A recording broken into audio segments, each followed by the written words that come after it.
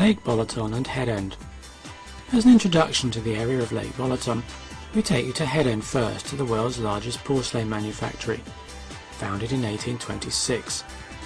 Following a guided tour through the rooms, we invite you for a coffee, and you have the possibility for shopping.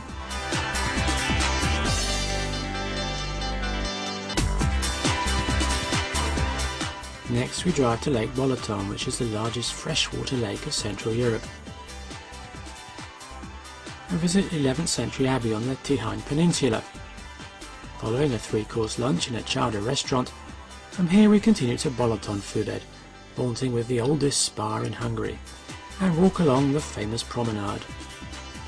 Finally we return to Budapest and the tour ends in the city centre. Duration 9 to 10 hours.